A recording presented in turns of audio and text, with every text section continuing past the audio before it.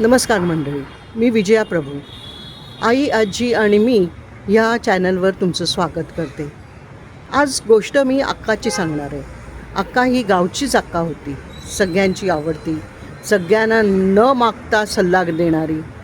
कधी कधी कटकट वाटायची तिची, पण ठीक आहे, अशी ती मदतीला पण उभीच राहायची. तर गावकरी असे तिला सांभाळूनच घेत होते.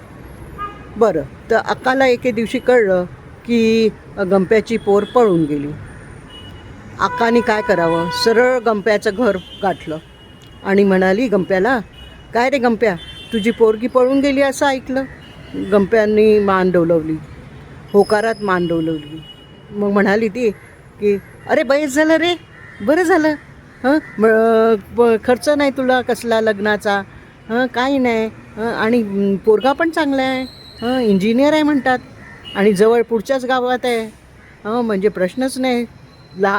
कधी भेटावं असं वाटलं तर तू जाऊ शकतो, तिला बोलवू शकतो. आणि दुसरी गोष्ट म्हणजे थोडीफार शेती पण आहे.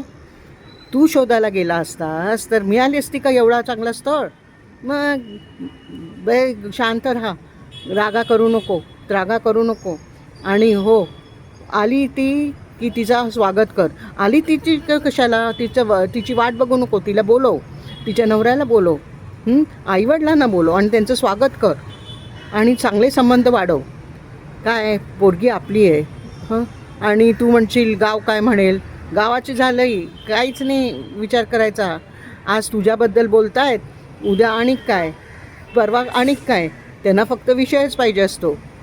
तर तू त्याची काळजी करू नको. तिने जर आली तर तिला अगदी प्रेमाने घरात घे, तिचे लाड कर, आणि संबंध मात्र चांगले ठेवते तिच्या लोकांशी. आणि समज रडत आली थोड्या दिवसांनी तर ती आपलीच आहे, तिला सांभाळून घे. कळलं? माझ्या म्हातारीचं ऐक, मी अगदी चांगलं सांगते, मी खूप पावसाळे बघितलेत. असं म्हणून अक्का निघायला